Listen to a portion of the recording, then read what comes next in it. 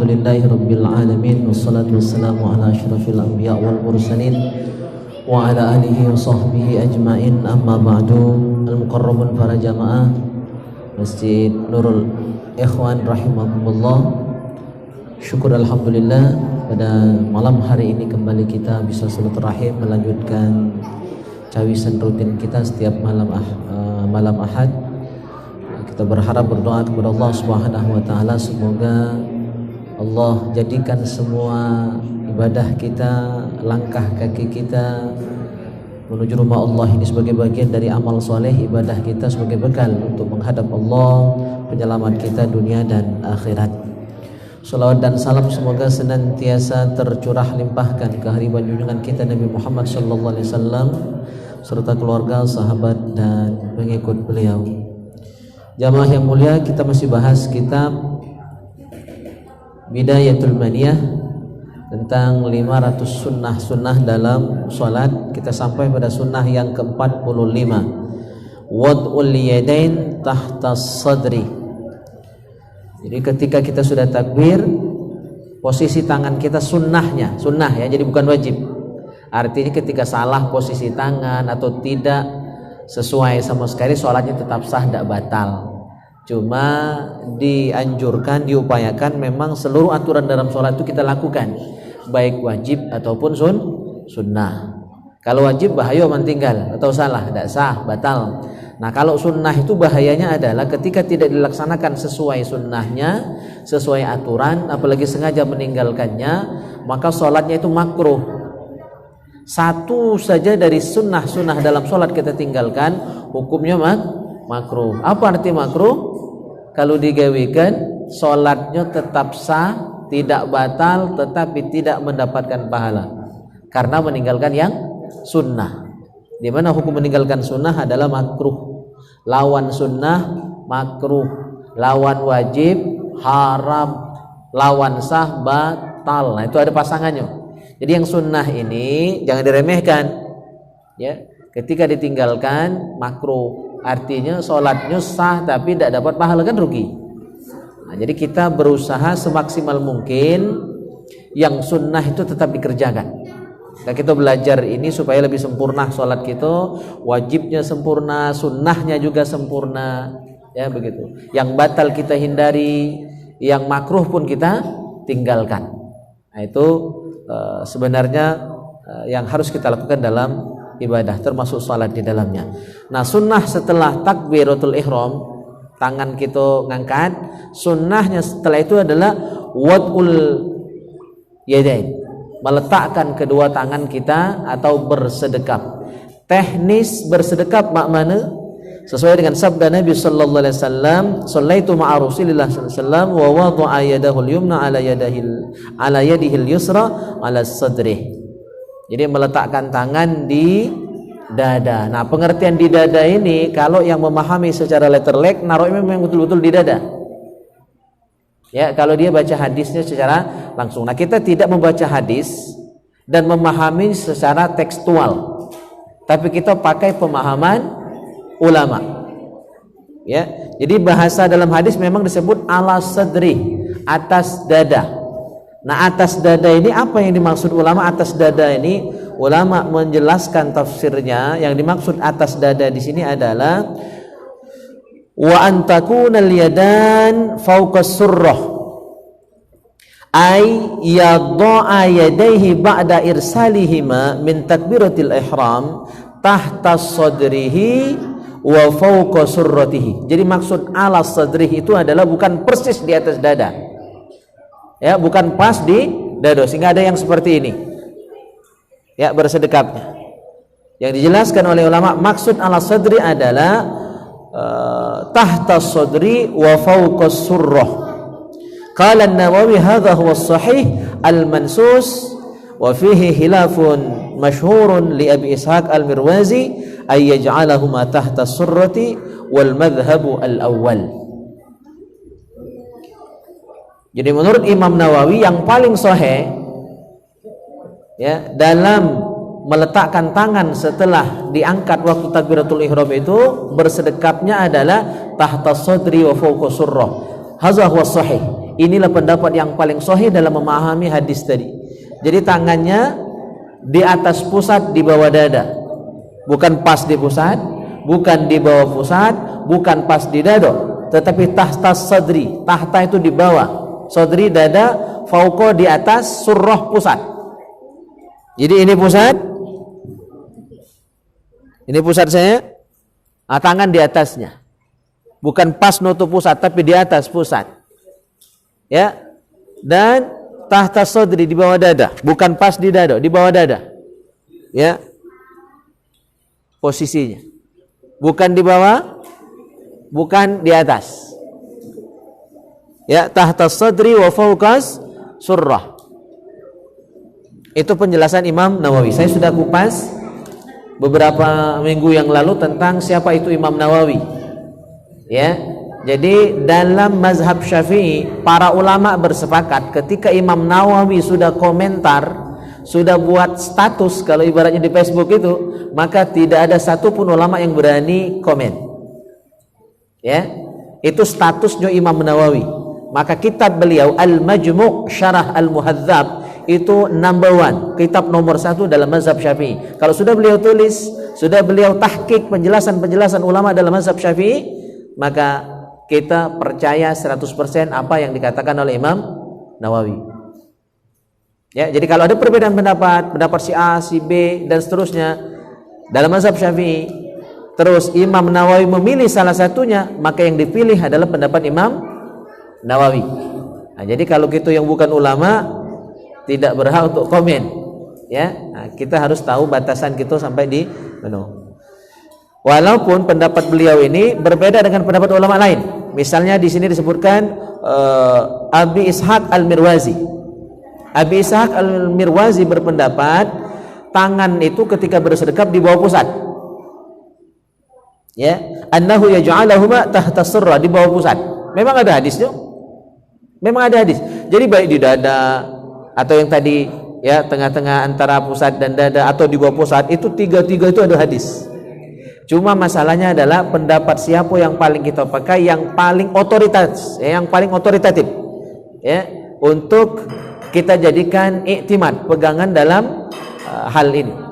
Nah, kalau saya pribadi lebih percaya Imam Nawawi.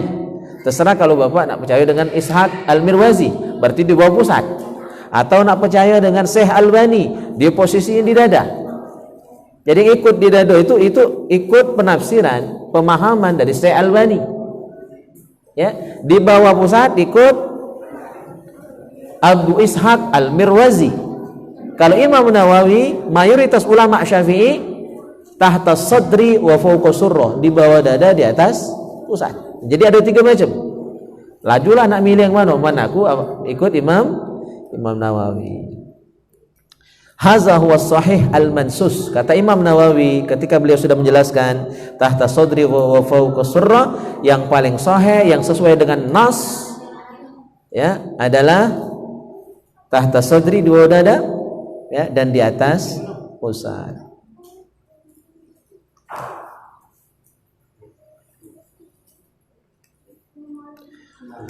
Yang ke-46, ayyakuna wad'ul yadain ma'ilan qalilan ilal yasar jihatal qalbi. Terus bersedekap tadi, tangan kita agak miring dikit ke arah kiri, geser dikit ke arah kiri. Jadi bukan pas-pas di tengah. Ya, telapak tangan yang kanan ini agak geser dikit ke arah kiri, dikit B. Jadi bukan banyak nian. Ada yang ini ya, itu lebih. Posisinya tengah, miring dikit. Jadi bukan ini ya. Nah, jadi miring dikit. Jadi artinya telapak tangan kanan ini agak geser dikit ke arah kiri, bukan seperti ini. Itu kemiringan. Kebanyakan. Dikit B. Nah, jadi bahasanya adalah ma'ilan qalilan. Ma'il itu arti ma'il itu miring. Arti ma'il itu miring. Condong. Qalil, arti qalil dikit. Jadi bukan banyak. Yang namanya dikit itu ya ada banyak kan? Ma'ilan qalilan, condong sedikit, miring sedikit, ilal yasar jihatal qalb, ke kiri di bawah dada, pada arah hati, qalb, hati. Hati kan sebelah kiri sini kan? Jadi dia itu telapak tangan kita yang kanan ini pas di bawah dada kita, jantung kita, ya, gitu. Apa tujuannya? Dijelaskan hikmahnya. Wa hikmatu dzalik kama fi syarhi al-Hadramiyah. Hikmahnya miring kiri dikit itu pas di bawah hati kita. Hikmahnya dalam kitab Syarah Al-Hadramiyah disebutkan ayyakuna fauqa asyrafil a'dha, supaya telapak tangan kita yang kanan ini berada di bawah anggota tubuh yang paling mulia. Kan dari seluruh badan kita ini rajanya itu adalah hati. Yang paling mulia adalah hati. Ala wahyal qalb.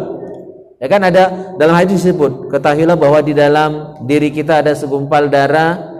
Kalau dia baik, maka baik seluruh tubuh. Kalau dia jahat, jahatlah seluruh tubuh. Ala wahyal qalbu. Itulah hati. Jadi miring dikit ke kiri itu supaya tangan kita persis berada di bawah hati, yang merupakan raja, anggota terbaik, yang paling penting dalam diri kita sebagai manusia. Itu hikmahnya.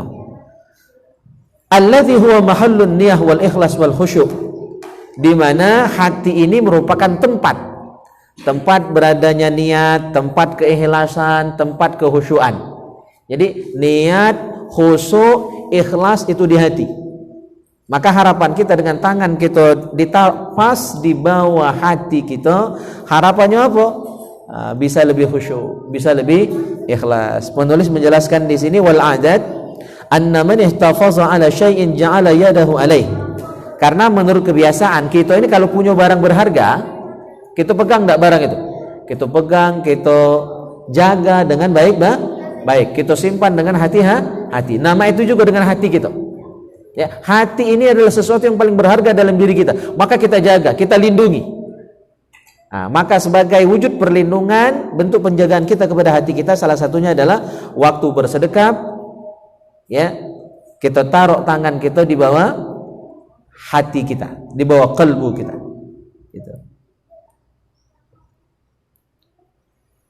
Dalam kitab Tuhfa dijelaskan hikmahnya adalah wa hikmatu dzalik irsyadul musalli ila hifzi qalbihi anil khawatir li'anna wad'al yadi kadzalika yuhazihi. Hikmahnya dalam kitab Tuhfa karya al-Imam Syekh Ibnu Hajar Al-Haytami, hikmahnya apa? Menunjukkan bahwa orang yang sholat itu menjaga hatinya dari segala kekhawatiran, dari segala gangguan, ya, was-was, godaan setan, pikiran duniawi, ya, dan sebagainya. Dia jaga hatinya supaya jangan marah-marah, ya, was-was jangan marah, setan jangan marah, jauh galau. Hati ini kulindungi dengan kedua tanganku, aku siap menghalau semuanya. Ya, kira-kira gambarannya seperti itu, supaya lebih dekat kepada kehusyuan. Yang ke-47, wad'ul yadi al-yumna 'alal yusra, meletakkan tangan kanan di atas tangan kiri. Jadi kalau itu kebalik, kiri di atas, itu makruh. Jadi kanan di atas. Kata ulama, hikmah meletakkan tangan kanan di atas tangan kiri, wa qala al-ulama wal hikmatu fi wad'i ihdahima 'ala al-akhar annahu aqrabu ila al-khusyu' wa mana'ahuma minal abath. Hikmahnya ada dua, meletakkan tangan kanan bersedekap, ya, di atas tangan kiri. Yang pertama hikmahnya itu aqrabu ilal khusyuk, lebih dekat, lebih mudah untuk meraih kehusyuan. Jadi mantap tangan tuh dengan bersedekap itu. Walaupun dalam mazhab Maliki lurus saja, ya, lurus baik. Tidak salah, tidak. Jadi ada yang lurus, tidak bersedekap, itu mazhab Maliki. Boleh asal tidak digerak-gerakkan. Ya. Nah, kalau kita lebih aman, lebih selamat bersedekap. Itu aqrab ilal khusyuk, lebih dekat kepada kehusyuan. Yang kedua, kenapa harus bersedekap? Dalam mazhab Syafi'i, wa mana'ahuma minal abath, supaya tangan kita tidak melakukan perbuatan yang macam-macam, tidak gelisah tangan tuh, ya, tidak kemana-mana. Karena melakukan gerakan yang banyak bisa membatalkan sholat, atau gerakan kecil sedikit itu bisa makruh. Jadi kita harus meminimalisir, menyedikitkan, mengurangi kegiatan-kegiatan anggota badan kita kecuali gerakan dalam sholat. Jadi misal begaut, ya kan, atau nepak nyamuk, itu harus dikurangi. Tahan kan, kalau gatal tuh tidak gatal nian, ya kan? Kalau memang gatalnya tidak tahan lagi, gaut sekali liwat, jangan bohoji, itu bisa batal. Kalau terlalu banyak gerakan, maksimal 3 kali gerakan berturut-turut. Jadi hikmahnya bersedekap tadi biar lebih khusyuk dan biar tangan kita tidak melakukan kegiatan yang berlebihan, biar mantap tangannya. Yang ke-48, nashru asabi'il yadil yumna ala tuli dhira'il yusra. Membentangkan telapak tangan kanan di atas pergelangan tangan kiri. Ya, jadi tangan kita dibentangkan. Terus 49-nya wa antakuna al-musabbiha wal wusta hiyal mansyurah. Jari telunjuk dan jari tengah, ya, ini mansyurah, diluruskan. Nanti kita praktek, ya. Sementara jari yang lain ayyaqbida bil yadil yumna ala ku'il yusra. Nah, terus jempol, jari manis dan jari kelingking menggenggam pergelangan tangan. Nah, itu yang ke-51, ayyakuna qabdu ku'il yusra bi ibhamin wa khinsir wa binasril yadi al-yumna wa binsir al-yadil al-yumna. Jadi ini kata Imam Al-Ghazali, ya. Jadi 2 jari lurus, telunjuk dan tengah lurus. Yang 3 menggenggam pergelangan tangan. Jadi begini, ya. Jadi jempol menggenggam, terus jari manis dan jari kelingking menggenggam pergelangan. Ini pergelangan tangan. Jadi posisi tangannya pas di pergelangan tangan. 2 jari lurus. Ini kata Imam Al-Ghazali yang dikutip dalam kitab ini. Nah, inilah posisi bersedekap yang dalam mazhab Syafi'i. Tapi ada juga pendapat lain dia lurus saja. Ada yang meni. Tapi yang dipilih oleh pengarang kitab, ya, yang seperti ini. Nah, ada yang bilang, kenapa 2 seperti ini? Ini gambaran isyarat dari 2 kalimat syahadat. Maka begini posisi. Jadi agak miring dikit. Bukan miring nian, ya. Cukup miring dikit baik. Nah, ini hati. Jadi telapak tangan kita pas sejajar dengan hati. Terus ini 2 kalimat syahadat. Jelas? Ya. 2 jari lurus, 3 jari menggenggam pergelangan tangan. Jempol yang genggam, jari manis dan kelingking.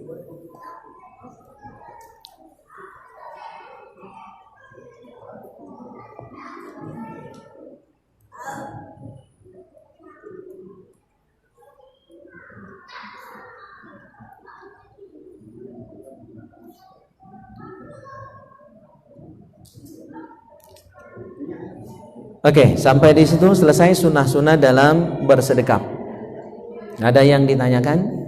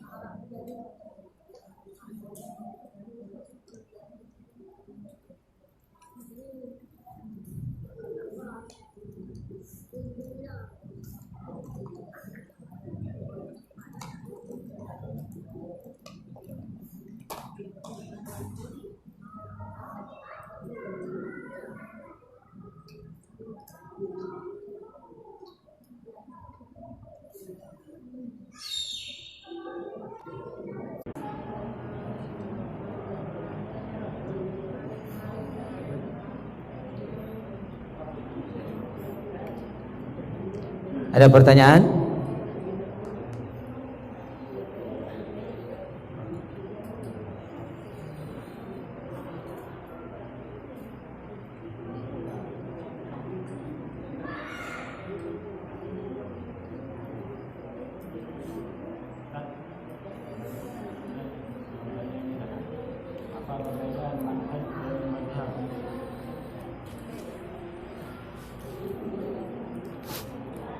Ya, manhaj itu metodenya, metode cara ya yang digunakan untuk memahami Islam ini. Sementara mazhab itu yo pendapat-pendapat ya guru-guru kita.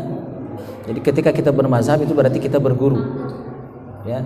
Nah, karena di Indonesia ini mayoritas guru-guru yang membawa ajaran Islam ke Indonesia ini mayoritas bermazhab Syafi'i, maka tidak salah dan bahkan wajar kalau mayoritas orang Indonesia rata-rata mengikuti mazhab Syafi'i. Jadi mazhab itu sebenarnya adalah kita mengikuti pendapat dari guru-guru kita yang itu semua bersumber dari Quran, hadis, ijma' dan qiyas. Jadi ketika bermazhab kita bukan berarti kita menyaingi Nabi sebagaimana ada yang mengatakan demikian. Jadi bermazhab itu justru kita mengikuti pemahaman yang sudah terseleksi berabad-abad lamanya. Ya, karena kitab-kitab yang disusun oleh ulama mazhab itu udah ratusan tahun. Jadi kalau salah akan ada yang mengkritik, dibenari terus sampai hari ini pun akan terus ada perbaikan-perbaikan ya di sana sini. Jadi sudah teruji ratusan tahun bahkan ribuan tahun. Maka lebih aman memang kata ulama mengikuti mazhab yang sudah ada. Silakan pilih 4 mazhab yang ada. Ikut salah satunya semuanya benar. Ya.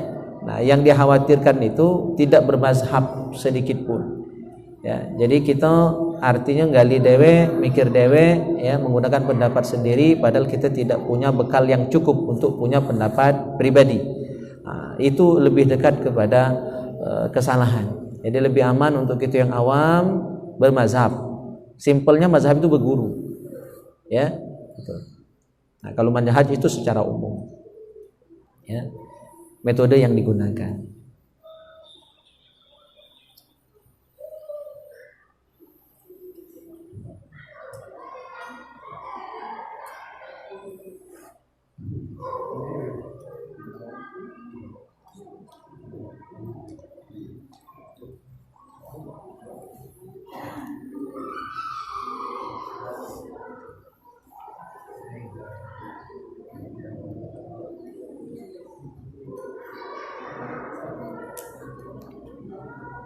Oke.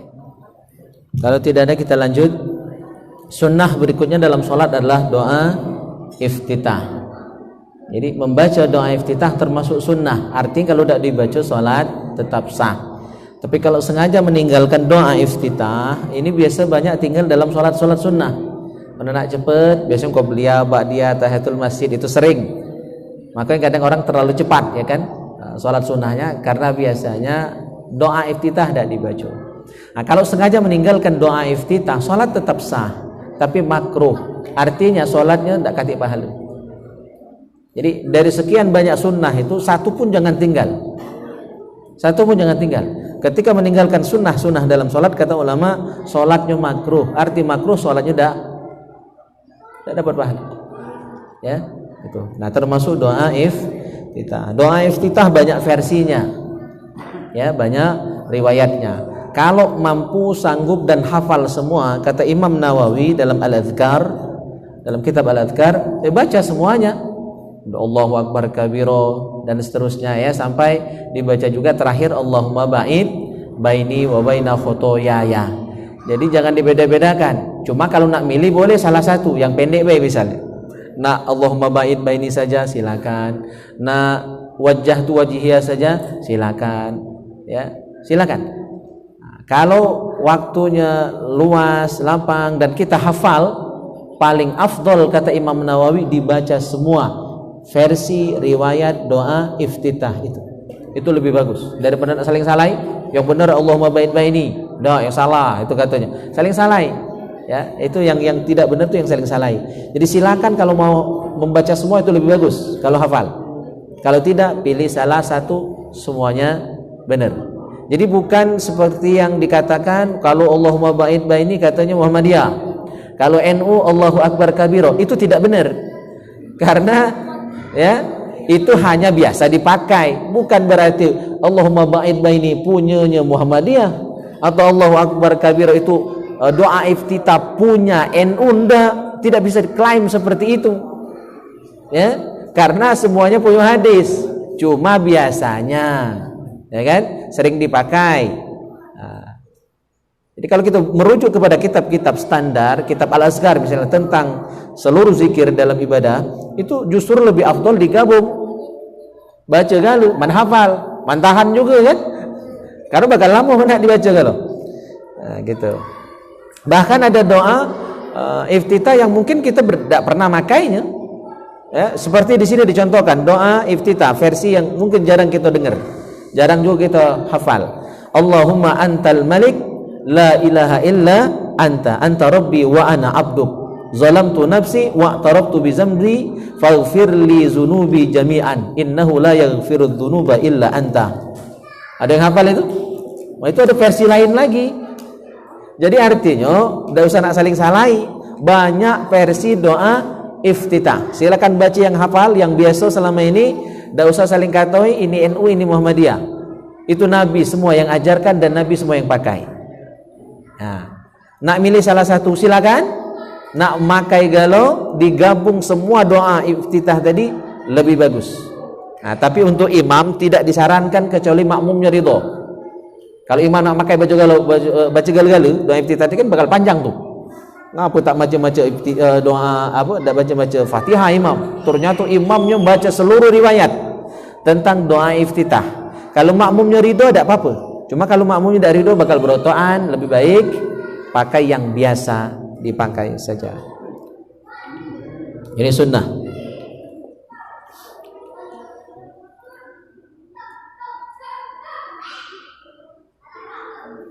Nah, sunnah dalam doa iftitah ini ayyakuna aqibat takbiratul ihram, tempat kita membaca doa iftitah setelah takbiratul ihram. Jadi sudah takbir Allahu Akbar, bersedekap dulu. Sudah bersedekap, tarik napas dulu, jangan langsung baca doa iftitah, tarik napas dulu. Sunnahnya sakta ya, diam sejenak ya, baru baca doa iftitah. Ayyakuna sirron, membacanya secara sir. Jadi tidak diperkenankan baca doa iftitah secara jahar, kuat cak macam Fatihah ya, Allahu Akbar kabira, dikuatkan tidak. Termasuk juga tidak disunnahkan menguatkan doa azan. Ada kadang-kadang muazzin itu kuat doa azannya, itu tidak sunnah, justru makruh ya. Jadi ada doa yang sunnahnya sir, ada yang sunnahnya kuat. Nah, kita harus tempatkan dia pada tempatnya masing-masing. Seperti doa kunut, itu juga ada yang kuat, ada yang sir. Pas Allahumma hdina fi man hadait, itu dikuatkan dan kita makmum ngaminkan, cuma jangan kuatnya ke imam terkejut ya. Sir juga sedang saja menguatkannya. Pas dari fa innaka taqdi wa la yuqda alaik, disirkan. Jadi ada tempatnya. Jangan disirkan galau atau dijaharkan semua. Jadi doa iftitah sunnah dibaca sir. Berikutnya as-sukut bainat takbir wa du'ail istiftah. Nah, sebelum baca doa iftitah, sudah kita takbir tadi, sudah bersedekap, sunnahnya diam sejenak. As-sukut, diam seukuran membaca kalimat subhanallah. Seukuran membaca subhanallah, diam sekali ngambil nafas. Jadi sudah takbir Allahu Akbar, ngambil nafas sekali, baru baca doa iftitah. Jadi jangan langsung. Nah, itu sunnahnya. Jadi diam sejenak sebelum baca doa iftitah, itu namanya hukumnya sunnah. Ayyakuna biqadri subhanallah, ukuran diam tadi selama membaca subhanallah. Oke. Sudah selesai doa iftitah. Berikutnya at-ta'awuz, membaca a'udzu billahi minasyaitonir rajim. Nah, ini pun banyak versi. Silakan nak pakai versi yang mana? Banyak versi ta'awuz. Di dalam tafsir Ibnu Katsir kalau tidak salah, itu lebih dari 10 versi dari ta'awuz. Yang paling sering kita pakai a'udzu billahi minasyaitonir rajim. Ada yang baca a'udzu billahi minasyaitonir rajim, a'udzu billahi samil alim minasyaitonir rajim. Itu yang paling terkenal. Nah, yang biasa kita pakai a'udzu billahi minasyaitonir rajim. Jadi jangan langsung Fatihah. Baca dulu ta'awuz dan membacanya secara sir. Nah, kalau yang paling afdal versi kitab ini disebutkan ada tambahan. A'udzu billahi minasyaitonir rajim min nafkhihi wa nafthihi wa hamzihi Nah, pakai kalimat tambahan seperti itu. Atau cukup kalau udah hafal, a'udzubillahi minasyaitonir rajim. Ada versi lain, a'udzubillahi minasyaitonir alim minasyaitonir rajim min hamzihi wa nafthihi wa nafthihi.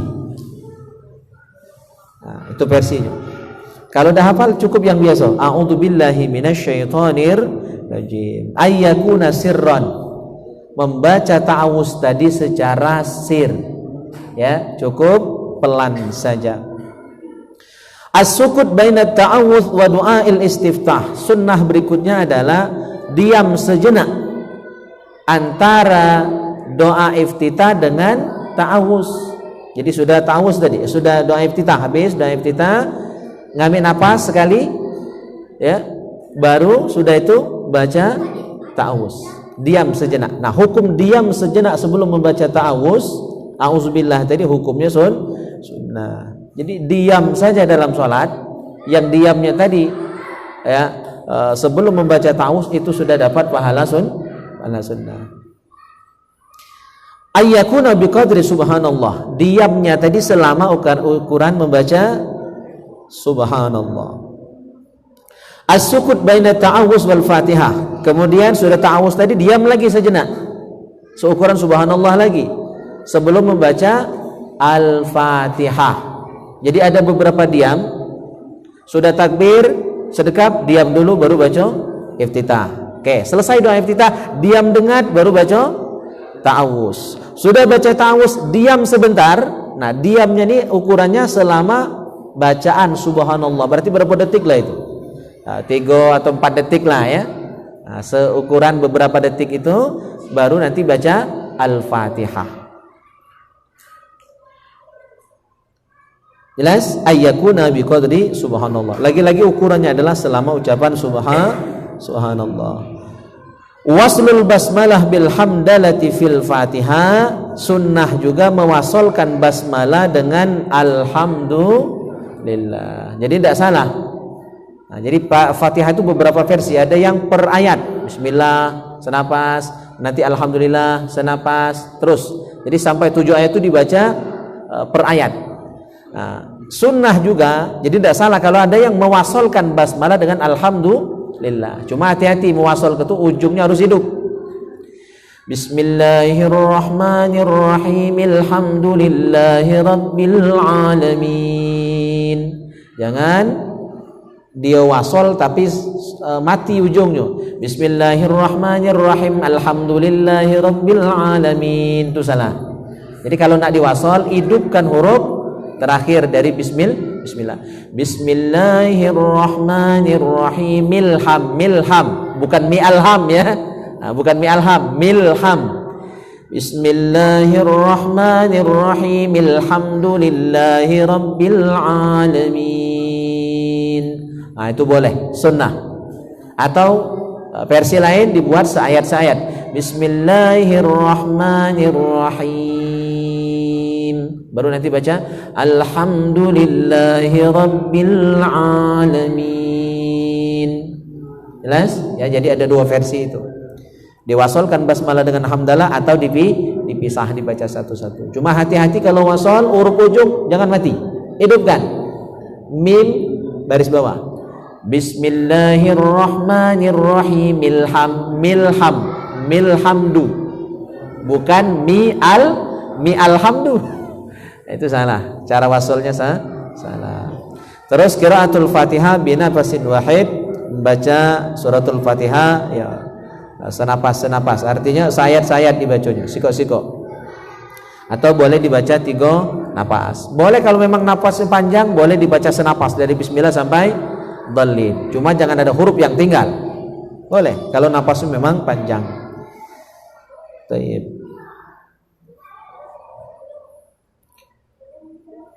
Terakhir, isti'nafu qiraatil Fatihah idza quti'at bi dzikrin sunnah fis shalah. Nah, kalau di tengah kita sedang baca Al-Fatihah, terus kita memutuskan bacaan karena sesuatu dan lain hal, maka Fatihah tadi diulang dari awal. Misalnya kita lagi baca Fatihah nih, Maliki yaumiddin, Hashim, bersihin. Lantas kita baca Alhamdulillah. Boleh enggak? Boleh, enggak batal tidak salat. Cuma ulang Fatihah dari awal. Ulang Fatihahnya dari awal. Enggak batal ya. Atau ada orang yang bersin, kita hasim muji jamaah ya kan? Kita dengar alhamdulillah jadi kan kita doa yarhamukallah. Batal enggak salat? Tidak, karena itu zikir. Cuma kalau kita sedang baca Fatihah, ulangi Fatihahnya dari awal. Jadi salat tidak batal dengan membaca zikir tadi. Karena bersin tadi dan lain sebagainya. Tapi Fatihahnya ulang dari awal. Hah? Ya kalau udah diulang batal. Karena bacaannya putus. Ya.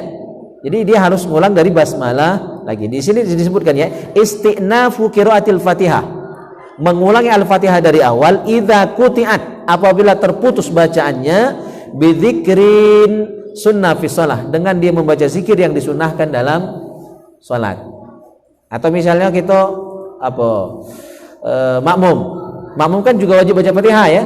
Nah, imam lagi baca surah, kebetulan imam tadi jeda yang terus singkat, jadi Fatihah kita belum habis dia baca surah. Nah, ketika kita sedang baca Fatihah sebagai makmum, imam tadi salah misalnya. Imam tadi salah. Atau tidak tahu sambungan ayat, kita nak nolong dia. Kita baca sambungan ayat tadi. Sementara kita sebagai makmum sedang baca Fatihah. Maka Fatihah kita tadi putus. Ya. Nah, sudah imam lah tahu sambungannya, sudah kita beritahu, kita Fatihah kita karena sudah putus tadi oleh ngajari imam, oleh bimbing imam, Fatihah kita ulang lagi dari awal. Kalau tidak salatnya batal. Itu ya. Baik, sampai di sini ada pertanyaan? Ya. Nguap itu hati-hati, jangan sampai mengeluarkan huruf yang sampai bersuara dan dia menjadi kata yang punya makna. Jadi upayakan ditahan. Ya, jadi nahannya pakai mulut tulah. Kalau habis tidak tahan, boleh pakai ini, pakai zahir tangan, bukan pakai batin.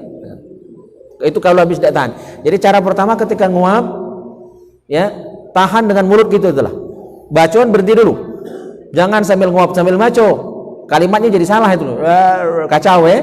Jadi tahan dulu, berhenti dulu maco, tahan dengan mulut. Habis tidak tahan, pakai tangan. Itu cara terakhir. Ya. Kalau lagi baca Fatihah, tidak. Cuma stop dulu di akhir ayat ya. Cuma kalau kelamuan, lebih baik diulang. Kalau nguapnya panjang misalnya kan, berkali-kali, lebih baik, lebih aman ulang Fatihah dari awal. Gitu.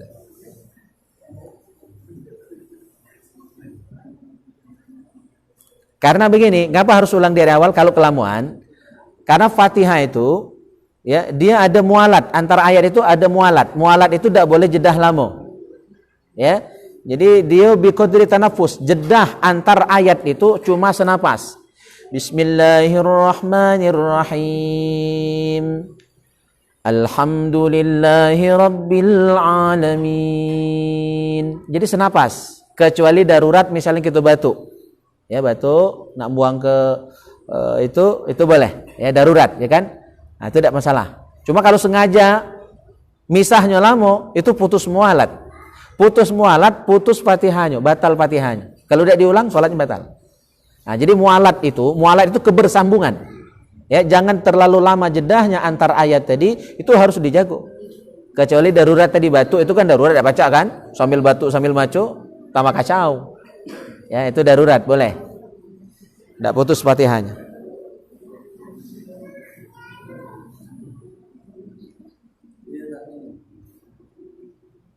Jadi kalau kita tidak mengerjakan sunnah dalam salat dan kita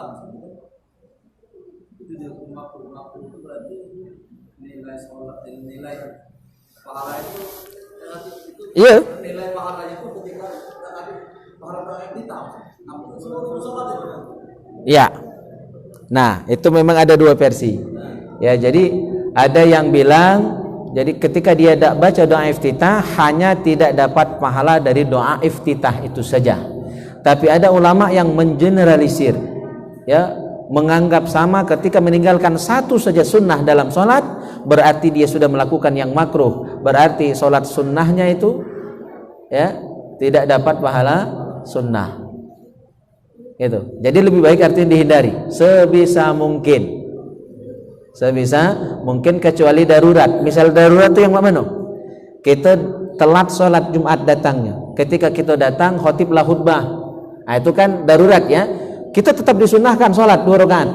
Nah, untuk yang seperti ini dia boleh mengambil yang wajib saja karena memang darurat. Nah, cuma dalam kondisi normal, waktunya luas, tidak terkejar-kejar, tidak, ya kan? Ngapa nak buru-buru? Ya.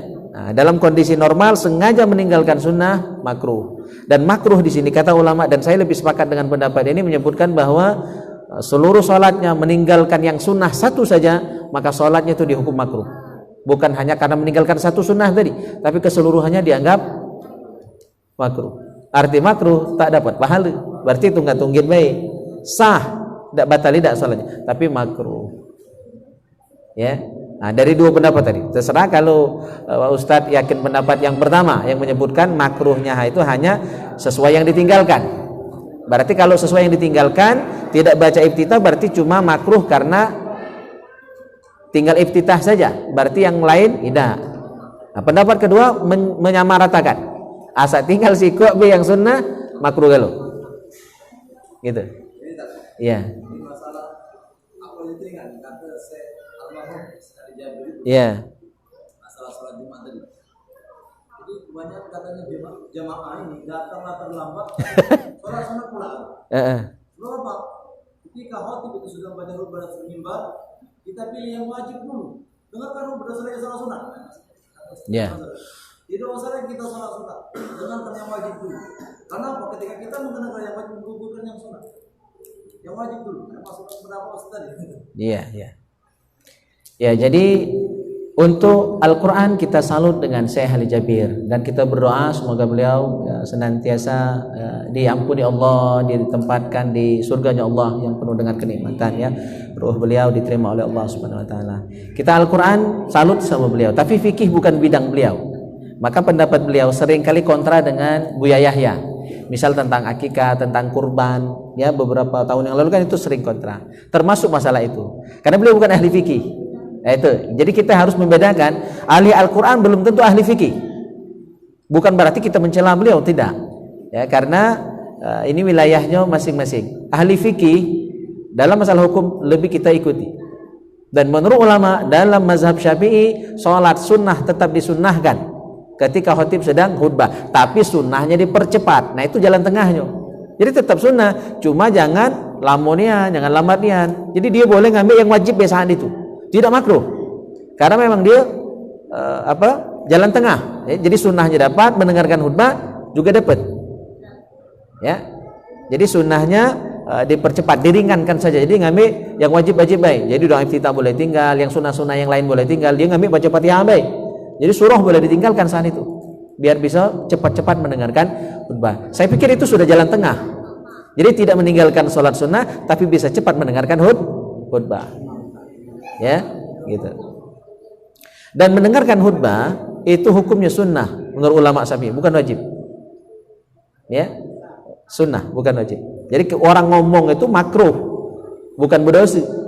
Ya, ngomong ketika khatib sedang berkhutbah itu makruh, arti hilang pahala, tidak batal, tidak sholat Jumatnya. Main HP itu makruh. Mintir tasbih pun khatib lagi berkhutbah itu makruh. Kalau dikatakan wajib, batal dia. Main tasbih itu. Nah, bahaya. Jadi hukumnya sunnah mendengarkan khutbah, bukan wajib. Jadi lawan sunnah makruh. Nah, jadi ini wilayahnya ulama fikih, bukan ulama Al-Quran. Jadi kita harus bisa membedakan hal mana yang harus kita ikuti. Dalam Al-Quran ya, kita salut sama beliau, tajwid, fasahah, ya. Tapi untuk fikih kita merujuk kepada fatwa ulama-ulama ahli fikih, karena semua punya bidangnya masing-masing. Begitu. Baik, sudah tiba waktu Isya. Insyaallah ini taklim kita malam hari ini kita cukupkan sampai di sini. Mudah-mudahan manfaat. Assalamualaikum warahmatullahi wabarakatuh.